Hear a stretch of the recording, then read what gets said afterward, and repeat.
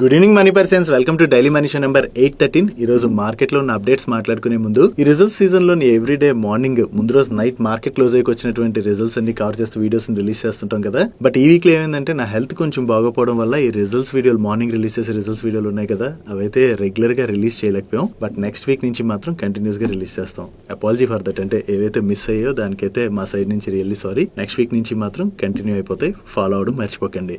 And ఈరోజు daily money షోలో market లో ఉన్న ఇంపార్టెంట్ అప్డేట్స్ అండ్ రిజల్ట్స్ ని వన్ బై వన్ క్విక్ గా డిస్కస్ చేసేద్దాం.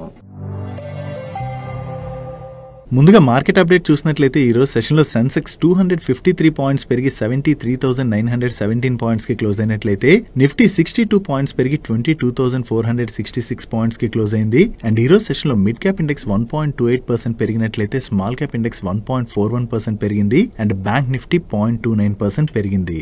అండ్ ఈ మండే రోజున మహారాష్ట్రలోని లోక్సభ ఎలక్షన్స్ జరుగుతున్నాయి. సో అక్కడ లోక్సభ ఎలక్షన్స్ జరుగుతుండటంతో మండే రోజున మన మార్కెట్స్ కి హాలిడే. నెక్స్ట్ ఈ రోజు మీడియాలోని సోషల్ మీడియాలోని ఎక్కడ చూసినా జూనియర్ ఎన్టీఆర్ గారి రిలేటెడ్ గా ఒక న్యూస్ అయితే మీరు వినే ఉంటారు. ఒకవేళ ఎవరికైనా ఈ న్యూస్ గురించి తెలియలేదంటే దీని గురించి సింపుల్ గా ఎక్స్ప్లెయిన్ చేస్తాను. జూనియర్ ఎన్టీఆర్ గారు కొన్ని సంవత్సరాల క్రితం హైదరాబాద్ జూబ్లీ హిల్స్ లోని ఒక ప్రాపర్టీని కొనడం జరిగింది. ఈ ప్రాపర్టీని కొన్న తర్వాత ఆయన దానిలోని కన్స్ట్రక్షన్ కూడా చేసుకున్నారు. బట్ ఇన్ని సంవత్సరాల తర్వాత ఏమైందంటే ఈ జూనియర్ ఎన్టీఆర్ గారికి ఎవరైతే ప్రాపర్టీని సెల్ చేశారో ఆ సేమ్ వ్యక్తి ఈ ప్రాపర్టీ రిలేటెడ్ డాక్యుమెంట్స్ ని యూజ్ చేసి బ్యాంక్స్ దగ్గర నుంచి లోన్స్ తీసుకోవడం జరిగింది. ఆ వ్యక్తి ఆ లోన్స్ కట్టకపోవడంతో ఈ ప్రాపర్టీని బ్యాంక్స్ జప్తు చేస్తాయని చెప్పి నోటీసెస్ రావడంతో జూనియర్ ఎన్టీఆర్ గారు దీనికి అగైనిస్ట్ గా కేసు అయితే ఫైల్ చేశారు. దీంతో డెట్ రికవరీ ట్రిబ్యునల్ లోని జూనియర్ ఎన్టీఆర్ గారికి అగైనిస్ట్ గా తీర్పు వచ్చింది. సో ఎన్టీఆర్ గారికి అగైనిస్ట్ గా తీర్పు రావడంతో జూనియర్ ఎన్టీఆర్ గారు ఫైనల్లీ ఇష్యూ రిలేటెడ్ గా హైకోర్టులోని కేసు ఫైల్ చేశారు. సో ఇప్పుడు ఇదంతా మనం ఎందుకు మాట్లాడుకుంటున్నాం అంటే మనం ఎంతో కష్టపడి డబ్బులు సంపాదిస్తాం. ఆ సంపాదించినటువంటి డబ్బులతోని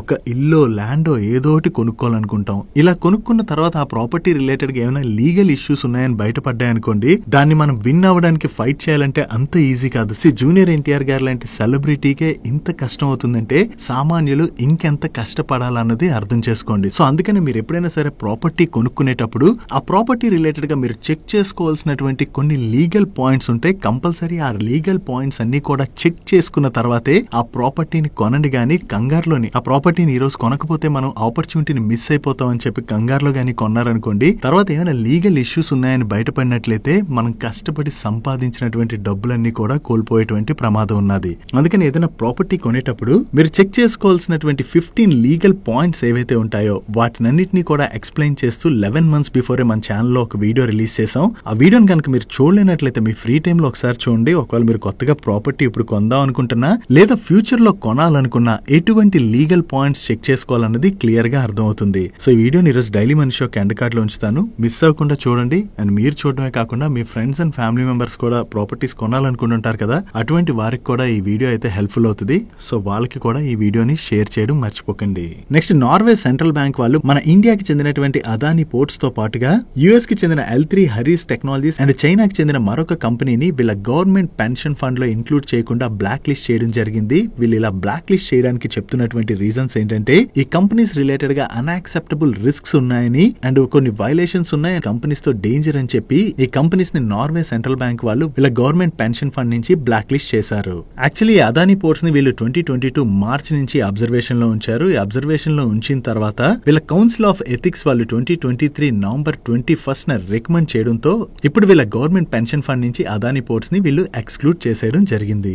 సో వీళ్ళ గవర్నమెంట్ పెన్షన్ ఫండ్ నుంచి అదానీ పోర్ట్స్ ని ఎక్స్క్లూడ్ చేసేసారు కాబట్టి ఈ పెన్షన్ ఫండ్ నుంచి అదానీ పోర్ట్స్ లోకి ఇన్ఫ్లోస్ అయితే రావు. నెక్స్ట్ క్రిప్టో కరెన్సీస్ రిలేటెడ్ గా మన బ్యాంకింగ్ రెగ్యులేటర్ అయినటువంటి ఆర్బీఐ ఎప్పుడు కూడా అగైనిస్ట్ గానే ఉన్నది, అది మనందరికి ఐడియా ఉన్నది కదా. ఈవెన్ ఈ క్రిప్టో ట్రేడింగ్ ని కంప్లీట్ గా బ్యాన్ చేయాలని చెప్పి ఆర్బీఐ ప్రీవియస్ గా అనౌన్స్ కూడా చేయడం జరిగింది. బట్ కానీ ఇప్పుడు సెక్యూరిటీస్ మార్కెట్ రెగ్యులేటర్ అయినటువంటి సెబీ వాళ్ళు ఈ క్రిప్టో ట్రేడింగ్ రిలేటెడ్ గా లోకల్ రెగ్యులేటర్స్ ని అపాయింట్ చేసి ఈ ప్రైవేట్ విర్చువల్ అసెట్స్ ని యూజ్ చేసేందుకు గాను అలో చేయొచ్చు అని చెప్పి సెబీ గవర్నమెంట్ కి వాళ్ళ రిప్రజెంటేషన్ అయితే ప్రెజెంట్ చేసినట్లుగా రూటర్స్ వాళ్ళు రిపోర్ట్ చేస్తున్నారు. బట్ ఆర్బీఐ అయితే ఇప్పటికీ కూడా అగైనిస్ట్ గా ఉన్నది. సో ఆర్బీఐ డాక్యుమెంట్ అండ్ అలాగే సెబీ డాక్యుమెంట్స్ అయితే వీళ్ళు పరిశీలించామని, దీనిలో ఆర్బీఐ అయితే వీటి వల్ల మ్యాక్రో ఎకనామిక్ రిస్క్ ఉంటుందని చెప్పి వాళ్ళ డాక్యుమెంట్ లో మెన్షన్ చేసినట్టుగా, బట్ సెబీ అయితే దీని రిలేటెడ్ గా రెగ్యులేటర్స్ అయితే అపాయింట్ చేస్తే బాగుంటుందని చెప్పి సెబీ డాక్యుమెంట్ లో మెన్షన్ చేసి గవర్నమెంట్ ప్యానల్ కి అయితే సబ్మిట్ చేసినట్టుగా వీళ్ళు షేర్ చేస్తున్నారు. ఫైనల్లీ ఫైనాన్స్ మినిస్టర్ ఈ డాక్యుమెంట్స్ అన్ని వెరిఫై చేసిన తర్వాత వీటిని అలో చేయాలా లేదా అనేటువంటి డిసిషన్ తీసుకునేటువంటి అవకాశం ఉన్నది.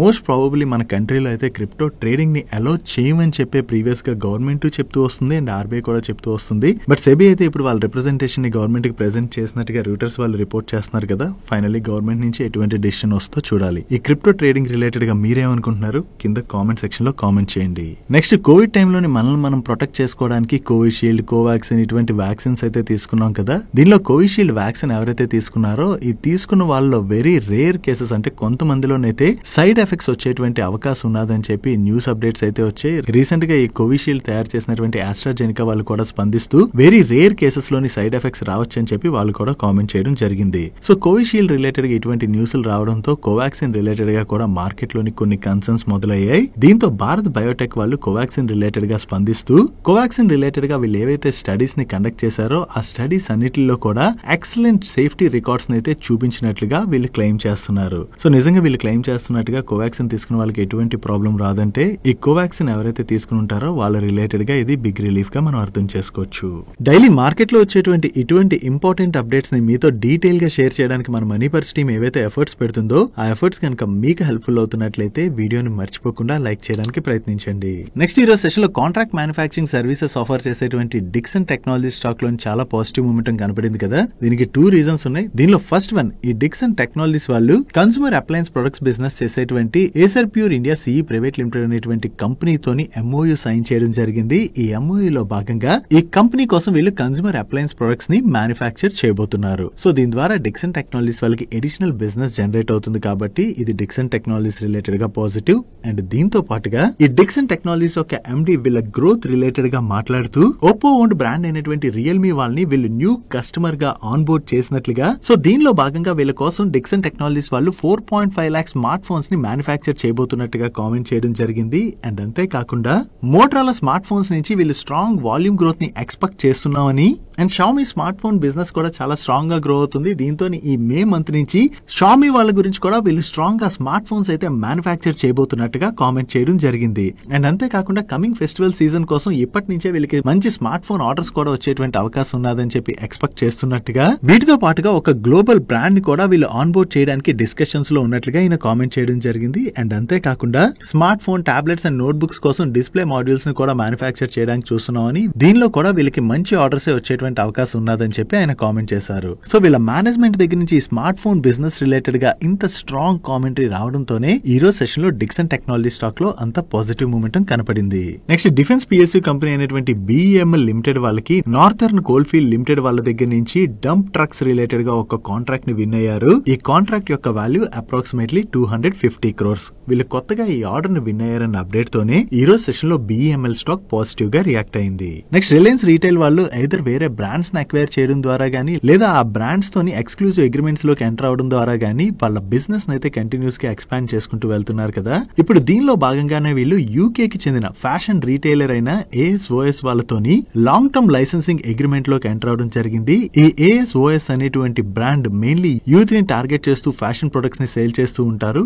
వీళ్ళతోని ఈ అగ్రిమెంట్ లోకి ఎంటర్ అవడం ద్వారా రిలయన్స్ రీటైల్ వాళ్ళు మన ఇండియాలోని ఆన్లైన్ అండ్ ఆఫ్లైన్ ఛానల్స్ ద్వారా ఈ ఏఎస్ఓఎస్ వాళ్ళకి చెందినటువంటి ప్రొడక్ట్స్ అయితే సెల్ చేయనున్నారు. ఈ బ్రాండ్ కోసం అని చెప్పి వీళ్ళ ఎక్స్క్లూజివ్ బ్రాండ్ స్టోర్స్ ని లాంచ్ చేయడంతో పాటు వీళ్ళ multi branded stores and digital commerce platforms ఏవైతే ఉంటాయో వాటిలో కూడా ఈ బ్రాండ్ కి చెందినటువంటి ప్రొడక్ట్స్ అయితే రిలయన్స్ రీటైల్ వాళ్ళు సెల్ చేయనున్నారు. సో ఈ విధంగా వేరియస్ బ్రాండ్స్ తోని టైఅప్ అవడం ద్వారా కంటిన్యూస్ గా రిలయన్స్ రీటైల్ వాళ్ళైతే వాళ్ళ బిజినెస్ ని ఎక్స్పాండ్ చేసుకుంటూ వెళ్తున్నారు. నెక్స్ట్ పీబీ ఫిన్టెక్, అదే పాలసీ బజార్ వాళ్ళ పేరెంట్ కంపెనీ ఉన్నది కదా, వీళ్ళ రిలేటెడ్ గా ఒక అప్డేట్ ఉన్నది. ఈ పీబీ ఫిన్టెక్ యొక్క చైర్మన్ అండ్ సిఇఓ అయినటువంటి యశిష్ దహియా అండ్ అలాగే వైస్ చైర్మన్ అయినటువంటి అలోక్ బన్సల్ వీళ్ళిద్దరూ కలిపి ఈ రోజు సెషన్ లో బ్లాక్ డీల్ లో నియర్లీ 1.86% స్టేక్ ని ఈచ్ షేర్ 1258 రూపీస్ చొప్పున సెల్ చేయబోతున్నట్లుగా నిన్న నైటే అప్డేట్స్ వచ్చాయి. ఈ టోటల్ 1.86% ఈక్విటీలోని దహియా గారు 54 lakh షేర్స్ ని సెల్ చేయడానికి చూస్తున్నట్లయితే అలోక్ బన్సల్ గారు 29.70 lakh షేర్స్ ని సెల్ చేయడానికి చూస్తున్నారని చెప్పి అప్డేట్ చేశారు.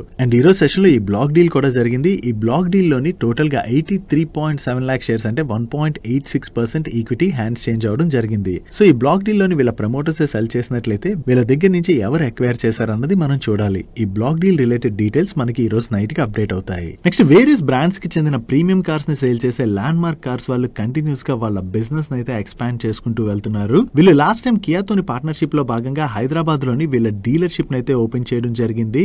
ఇప్పుడు వెస్ట్ బెంగాల్ కోల్కతాలోని ఒక ఎగ్జిస్టింగ్ కియా డీలర్ ని అక్వైర్ చేయడం ద్వారా కోల్కతాకి కూడా వీళ్ళ కియా బిజినెస్ ని ఎక్స్పాండ్ చేస్తున్నామని, దీనిలో భాగంగా ఆల్రెడీ వీళ్ళకి కియా దగ్గర నుంచి కోల్కతాలోని ఒక షోరూమ్ అండ్ అలాగే 2 వర్క్ షాప్స్ ని ఆపరేట్ చేసేందుకు గాను LOA కూడా రిసీవ్ చేసుకున్నట్లుగా వీళ్ళు షేర్ చేస్తున్నారు. సో వేరియస్ స్టేట్స్ లోని వీళ్ళు వేరియస్ బ్రాండ్స్ తో ఉన్నటువంటి ఈ డీలర్షిప్స్ ని ఎక్స్టెండ్ చేసుకోవడం ద్వారా వీళ్ళ బిజినెస్ అయితే ఎక్స్పాండ్ చేయడానికి స్ట్రాంగ్ గా ప్రయత్నిస్తున్నారు. ఇది ల్యాండ్ మార్క్ కార్స్ వాళ్ళ రిలేటెడ్ గా మనం పాజిటివ్ గా అర్థం చేసుకోవచ్చు. నెక్స్ట్ గో కలర్స్ వాళ్ళు global fashion and lifestyle retailer అయినటువంటి యాప్రిల్ గ్రూప్ తోని 5 years ఫ్రాంచైజ్ అగ్రిమెంట్ లోకి ఎంటర్ అవడం జరిగింది. దీనిలో భాగంగా GCC కంట్రీస్ లోని గో కలర్స్ యొక్క బ్రాండ్ అయితే ఎక్స్పాండ్ చేయడానికి వీళ్ళు ప్రయత్నిస్తున్నామని, దీనికి గాను United Arab Emirates and Saudi అరేబియాలోని వీళ్ళు కొత్తగా 13 స్టోర్స్ అయితే లాంచ్ చేయబోతున్నట్టుగా షేర్ చేస్తున్నారు. సో ఈ గల్ఫ్ కంట్రీస్ లో కూడా వీళ్ళ బిజినెస్ ని ఎక్స్పాండ్ చేయడానికి ప్రయత్నిస్తున్నారు కాబట్టి ఇది గో కలర్స్ రిలేటెడ్ గా పాజిటివ్. నెక్స్ట్ L&T వాళ్ళు బిల్డింగ్స్ అండ్ ఫ్యాక్టరీస్ బిజినెస్ లోని సిగ్నిఫికెంట్ ఆర్డర్ ని విన్ అవడం జరిగింది. ఈ ఆర్డర్ వీళ్ళకి కోల్కతాలో ఉన్నటువంటి ఇన్స్టిట్యూట్ ఆఫ్ న్యూరో సైన్సెస్ వాళ్ళ దగ్గర నుంచి వచ్చింది. దీనిలో భాగంగా L&T వాళ్ళు ఒక 605 బెడెడ్ హాస్పిటల్ ని అండ్ అలాగే మెడికల్ కాలేజ్ ని కన్స్ట్రక్ట్ చేయనున్నారు. దీన్ని వీళ్ళు సిగ్నిఫికెంట్ ఆర్డర్ అంటున్నారంటే ఈ ఆర్డర్ యొక్క value approximately 1000 crores to 2500 crores in between ఉంటుంది.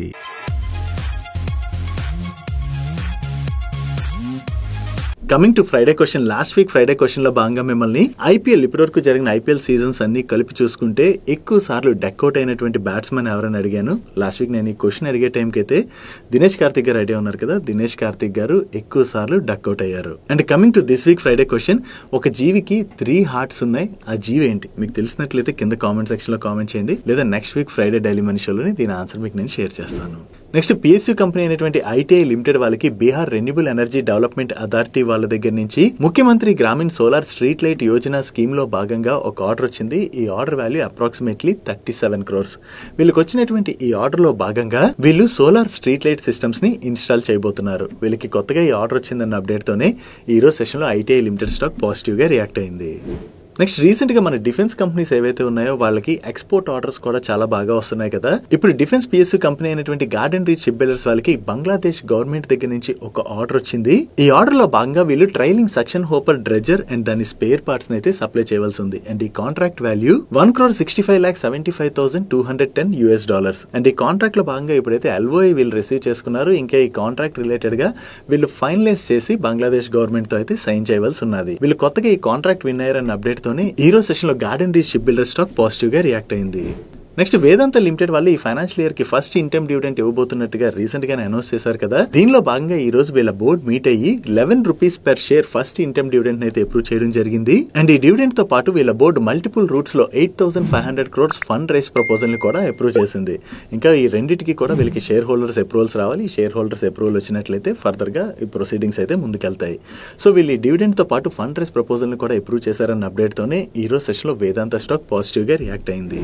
నెక్స్ట్ రీసెంట్ గా GM బ్రెవరీస్ వాళ్ళు వాళ్ళ Q4 ఫైనాన్షియల్ రిజల్ట్స్ తో పాటుగా 1:4 బోనస్ ఇష్యూని అనౌన్స్ చేశారు కదా. అంటే రికార్డ్ డేట్ నాటికి ఎవరి దగ్గర అయితే ఈ GM బ్రెవరీస్ యొక్క 4 shares ఉంటాయో వాళ్ళకి ఒక షేర్ ని వీళ్ళు బోనస్ గా ఇష్యూ చేయబోతున్నారు. ఈ బోనస్ ఇష్యూ యొక్క రికార్డ్ డేట్ ని వీళ్ళు May 25th గా ఫిక్స్ చేయడం జరిగింది. సో మీలో ఎవరైనా ఈ బోనస్ ఇష్యూలో పార్టిసిపేట్ చేయాలనుకున్నట్లయితే May 25th నాటికల్లా మీ డీమ్యాట్ అకౌంట్ లోని ఈ GM బ్రెవరీస్ స్టాక్ క్రెడిట్ అయి ఉండాలి. నెక్స్ట్ ఇండోకో రెమెడీస్ వల్ల నవీ ముంబై API మ్యానుఫ్యాక్చరింగ్ ఫెసిలిటీలోని US FDA వాళ్ళు ఇన్స్పెక్షన్ కండక్ట్ చేయడం జరిగింది. ఇప్పుడు ఈ ఇన్స్పెక్షన్ సక్సెస్ఫుల్లీ కంప్లీట్ అయిందని అండ్ వీళ్ళకి US FDA ఫామ్ 483ని ఇష్యూ చేసినట్టుగా వీళ్ళు షేర్ చేస్తున్నారు. దీంట్లోని వీళ్ళకి ఎటువంటి అబ్జర్వేషన్స్ రాలేదు. సో US FDA దగ్గర నుంచి వీళ్ళ మ్యానుఫ్యాక్చరింగ్ ప్లాంట్ కి ఎటువంటి అబ్జర్వేషన్స్ రాలేదంటే అది కంపెనీ రిలేటెడ్ గా మనం పాజిటివ్ గా అర్థం చేసుకోవచ్చు. Next Crompton Greaves consumer electric వాళ్ళ నెంబర్స్ వచ్చి వీళ్ళ నెంబర్స్ ఎలా ఉన్నాయో చూద్దాం. కన్సాలిడేటెడ్ బేసిస్ లోని వీళ్ళ నెట్ సేల్స్ లో ఇయర్ ఆన్ ఇయర్ లో 9% గ్రోత్ డెలివర్ చేసినట్లయితే క్వార్టర్ ఆన్ క్వార్టర్ లో 16% గ్రోత్ డెలివర్ చేశారు. బట్ ఎబిటాలో మాత్రం ఇయర్ ఆన్ ఇయర్ లో 4% డ్రాప్ కనపడుతున్నట్లయితే క్వార్టర్ ఆన్ క్వార్టర్ లో 36% గ్రోత్ డెలివర్ చేయడం జరిగింది. అండ్ నెట్ ప్రాఫిట్ లో ఇయర్ ఆన్ ఇయర్ లో జస్ట్ 1% గ్రోత్ డెలివర్ చేసినట్లయితే క్వార్టర్ ఆన్ క్వార్టర్ లోని 56% గ్రోత్ డెలివర్ చేశారు. ఓవరాల్ గా చూసుకుంటే ఇయర్ ఆన్ ఇయర్ లో వీళ్ళ నెంబర్స్ లో పెద్దగా గ్రోత్ డెలివర్ చేయలేదు, కానీ ప్రీవియస్ క్వార్టర్ తో కంపేర్ చేస్తే ఈ క్వార్టర్ నెంబర్స్ నెంబర్స్ లోని మంచి గ్రోత్ డెలివర్ చేయడం జరిగింది. అండ్ ఈ రిజల్ట్స్ తో పాటు వీళ్ళ board ₹3 per share dividend recommend చేసింది. ఇయర్ ఆన్ ఇయర్ లో వీళ్ళ నెంబర్స్ లో పెద్దగా గ్రోత్ డెలివర్ చేయకపోయినా కూడా ఈ రోజు సెషన్ లో ఈ స్టాక్ ఇంత పాజిటివ్ గా రియాక్ట్ అయింది కదా. దీనికి రీజన్ ఏంటంటే వీళ్ళ మేనేజ్మెంట్ ఫైనాన్షియల్ ఇయర్ 25 రిలేటెడ్ గా గైడెన్స్ ఇస్తూ వీళ్ళు ఫైనాన్షియల్ ఇయర్ 25 లోని ఓవరాల్ గా డబుల్ డిజిట్ ఎబిటా మార్జిన్స్ ని జనరేట్ చేస్తామని కామెంట్ చేయడం జరిగింది. సో మేనేజ్మెంట్ దగ్గర నుంచి ఫైనాన్షియల్ ఇయర్ 25 రిలేటెడ్ గా మంచి గైడెన్స్ రావడంతోనే స్టాక్ లో ఈ రోజు సెషన్ లో ఇంత పాజిటివ్ మూమెంటం కనపడింది. Next IoT solutions enabled integrated electronic manufacturing company అయినటువంటి కెయిన్స్ టెక్నాలజీస్ వాళ్ళ నెంబర్స్ వచ్చాయి. లాస్ట్ ఇయర్ సేమ్ క్వార్టర్ తో కంపేర్ చేస్తే ఈ క్వార్టర్ లో వీళ్ళ ఆపరేటింగ్ రెవెన్యూలో 75% గ్రోత్ డెలివర్ చేసినట్లయితే ఎబిటాలో 61% గ్రోత్ డెలివర్ చేశారు. అండ్ ప్యాట్ లో ఏకంగా 97% గ్రోత్ డెలివర్ చేయడం జరిగింది. ఇయర్ ఆన్ ఇయర్ బేసిస్ లో వీళ్ళ ఎబిటా మార్జిన్స్ లో డ్రాప్ కనపడుతున్నాయి కానీ ప్యాట్ మార్జిన్స్ లో మాత్రం ఇంప్రూవ్మెంట్ కనిపిస్తుంది. ఈవెన్ ప్రీవియస్ క్వార్టర్ తో కంపేర్ చేసిన ఈ క్వార్టర్ లోని వీళ్ళ రెవెన్యూస్ లోను ఎబిటాలోను మంచి గ్రోత్ డెలివర్ చేశారు. అండ్ ప్రీవియస్ క్వార్టర్ లో వీళ్ళు 45 crores ప్యాట్ జనరేట్ చేసినట్లయితే ఈ క్వార్టర్ లోని 81 crores ప్యాట్ జనరేట్ చేయడం జరిగింది. And quarter on quarter basis లో వీళ్ళ ఎబిటా మార్జిన్స్ లో కూడా ఇంప్రూవ్మెంట్ కనిపిస్తుంది. ఓవరాల్ గా ఈ క్వార్టర్ లోని కెయిన్స్ టెక్నాలజీస్ వాళ్ళు చాలా మంచి నెంబర్స్ డెలివర్ చేయడంతోనే ఈ రోజు సెషన్ లో స్టాక్ 20% పెరిగి అప్పర్ సర్క్యూట్ లో లాక్ అయిపోయింది. Next aluminium die casting and braking products లాంటివి మ్యానుఫ్యాక్చర్ చేసే ఎండ్యూరెన్స్ టెక్నాలజీస్ వాళ్ళ నెంబర్స్ వచ్చే వీళ్ళ నెంబర్స్ ఎలా ఉన్నాయో చూద్దాం. లాస్ట్ ఇయర్ సేమ్ క్వార్టర్ తో కంపేర్ చేసిన ప్రీవియస్ క్వార్టర్ తో కంపేర్ చేసిన ఈ క్వార్టర్ లో వీళ్ళ టాప్ లైన్ లో మంచి గ్రోత్ డెలివర్ చేశారు. And last year same quarter లో వీళ్ళ 136 crores ప్యాట్ జనరేట్ చేసినట్లయితే ప్రీవియస్ క్వార్టర్ లో 152 crores ప్యాట్ జనరేట్ చేశారు. అండ్ ఈ క్వార్టర్ లోని వీళ్ళు 210 crores ప్యాట్ జనరేట్ చేయడం జరిగింది. సో ఓవరాల్ గా ఇయర్ ఆన్ ఇయర్ లో చూసిన క్వార్టర్ ఆన్ క్వార్టర్ లో చూసిన వీళ్ళ నెంబర్స్ లో మంచి గ్రోత్ డెలివర్ చేశారు. అండ్ ఈ రిజల్ట్స్ తో పాటు వీళ్ళ బోర్డ్ ₹8.50 per share డివిడెండ్ ని రికమెండ్ చేసింది. సో వీళ్ళ నెంబర్స్ బాగుండటంతోనే ఈ రోజు సెషన్ లో ఈ స్టాక్ 7% పెరిగింది.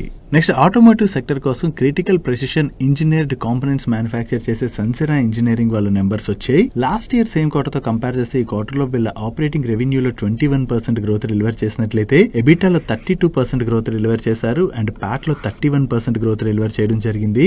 Even last year same quarter తో కంపేర్ చేస్తే ఈ క్వార్టర్ లో వీళ్ళ మార్జిన్స్ లో కూడా మంచి ఇంప్రూవ్మెంటే కనిపిస్తుంది. అండ్ ప్రీవియస్ క్వార్టర్ తో కంపేర్ చేసిన ఈ క్వార్టర్ లో వీళ్ళ ఆపరేటింగ్ రెవెన్యూలో గ్రోత్ డెలివర్ చేశారు కానీ ఈ క్వార్టర్ లో వీళ్ళ ఓవరాల్ ఎక్స్పెన్సెస్ బాగా పెరిగిపోవడంతో క్వార్టర్ ఆన్ క్వార్టర్ బేసిస్ లోని వీళ్ళ ప్రాఫిట్ లో డ్రాప్ కనిపిస్తుంది. Coming to segment wise performance వీళ్ళ అక్రాస్ సెగ్మెంట్ రెవెన్యూస్ లోనైతే ఈ క్వార్టర్ లోని డీసెంట్ గ్రోత్ డెలివర్ చేయడం జరిగింది.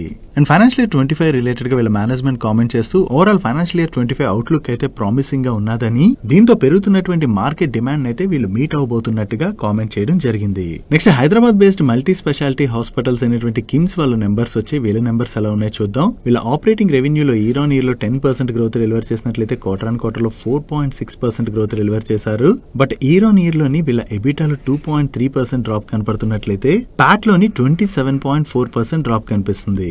అండ్ ప్రీవియస్ క్వార్టర్ తో కంపేర్ చేస్తే వీళ్ళ ఎబిటాలో 6.4% గ్రోత్ డెలివర్ చేశారు. బట్ ప్యాట్ లో మాత్రం 6.5% డ్రాప్ కనిపిస్తుంది. ఇక్కడ ఇయర్ ఆన్ ఇయర్ లో చూసిన క్వార్టర్ ఆన్ క్వార్టర్ లో చూసిన వీళ్ళ ఆపరేటింగ్ రెవెన్యూలో గ్రోత్ డెలివర్ చేసిన ప్యాట్ లో డ్రాప్ కనపడడానికి reason last year same quarter తో కంపేర్ చేసిన ప్రీవియస్ క్వార్టర్ తో కంపేర్ చేసిన ఈ క్వార్టర్ లోని వీళ్ళ ఎక్స్పెన్సెస్ బాగా పెరిగిపోయాయి. ఈ ఎక్స్పెన్సెస్ ఎక్కువగా పెరగడంతోనే మనకి ప్రాఫిట్ లోని డ్రాప్ కనిపిస్తుంది. And coming to their operating metrics వీళ్ళ ఐపీ వాల్యూమ్ లో లాస్ట్ ఇయర్ సేమ్ క్వార్టర్ తో కంపేర్ చేస్తే ఈ క్వార్టర్ లోని స్లైట్ గా ఇంప్రూవ్మెంట్ కనపడుతున్నా ప్రీవియస్ క్వార్టర్ తో కంపేర్ చేస్తే మాత్రం 2.3% డ్రాప్ కనిపిస్తుంది. బట్ ఓపీ వాల్యూమ్ లో మాత్రం డీసెంట్ గ్రోత్ డెలివర్ చేశారు. అండ్ హాస్పిటల్ యొక్క నెంబర్ చూసేటప్పుడు వీళ్ళ ఆర్పాబ్ అంటే average revenue per occupied bed number ని చూడడం important. Last year same quarter తో కంపేర్ చేసిన ప్రీవియస్ క్వార్టర్ తో కంపేర్ చేసిన ఈ క్వార్టర్ లో వీళ్ళ ఆర్పాబ్ లో ఇంప్రూవ్మెంట్ కనిపిస్తుంది విచ్ ఇస్ గుడ్.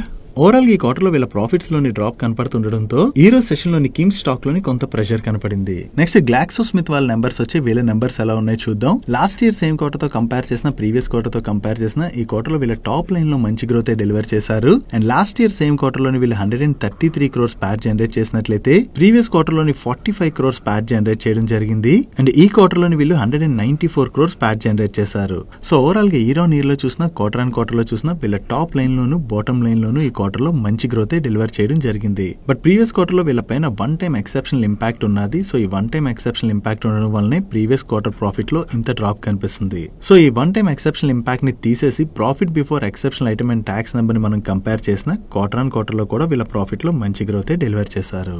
అండ్ ఈ రిజల్ట్స్ తో పాటు వీళ్ళ బోర్డ్ ₹32 per share డివిడెండ్ ని రికమెండ్ చేసింది. ఓవరాల్ గా ఈ క్వార్టర్ లో వీళ్ళ నెంబర్స్ బాగుండడంతో ఈ రిజల్ట్స్ వచ్చిన తర్వాత ఒక్కసారి స్టాక్ లో జంప్ కనపడి 13% పైనే పెరిగింది. నెక్స్ట్ వారోక్ ఇంజనీరింగ్ వాళ్ళ నెంబర్ నెంబర్స్ వచ్చే వీళ్ళ నెంబర్స్ ఎలా ఉన్నాయో చూద్దాం. లాస్ట్ ఇయర్ సేమ్ క్వార్టర్ తో కంపేర్ చేసిన, ప్రీవియస్ క్వార్టర్ తో కంపేర్ చేసిన ఈ క్వార్టర్ లోని వీళ్ళ రెవెన్యూస్ లో మంచి గ్రోత్ డెలివర్ చేశారు. అండ్ ఎబిటాలో ఇయర్ ఆన్ ఇయర్ లో 37.2% గ్రోత్ డెలివర్ చేసినట్లయితే క్వార్టర్ ఆన్ క్వార్టర్ లో 26.3% గ్రోత్ డెలివర్ చేయడం జరిగింది. ఈవెన్ ఇయర్ ఆన్ ఇయర్ లో చూసినా, క్వార్టర్ ఆన్ క్వార్టర్ లో చూసినా వీళ్ళ ఎబిటా మార్జిన్స్ లో కూడా మంచి ఇంప్రూవ్మెంట్ కనిపిస్తుంది.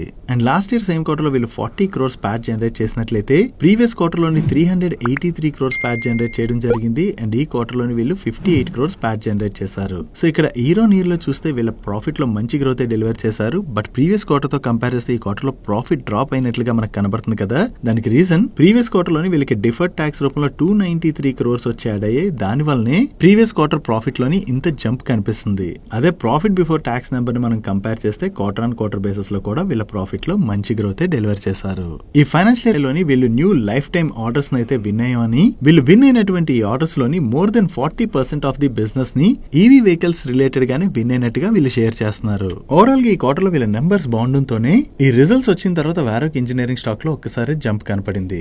That's it for today's daily munch. ఈ రోజు డైలీ మంచ్ లో మేము షేర్ చేసిన ఇన్ఫర్మేషన్ మీకు నచ్చినట్లయితే ఈ వీడియోని లైక్ చేయండి. ఈ video me friends and family members helpful అవుతుంటే ఈ వీడియోని వాళ్ళకి షేర్ చేయండి. మీరు ఇదే ఫస్ట్ టైం మన మనీ పర్స్ ఛానల్కి వచ్చి ఛానల్ ఇంకా సబ్స్క్రైబ్ చేయలేనట్లయితే ఇక్కడ ఉన్న ఛానల్ లోగో మీద క్లిక్ చేసి ఛానల్ సబ్స్క్రైబ్ చేసుకుంటూ పక్కన ఉన్న బెల్ ఐకాన్ లోని ఆల్ నోటిఫికేషన్స్ యాక్టివేట్ చేసుకోండి. నేను చంద్రశేఖర్ పత్రి మరొక ఇంట్రెస్టింగ్ వీడియోతో కలుద్దాం. Good night.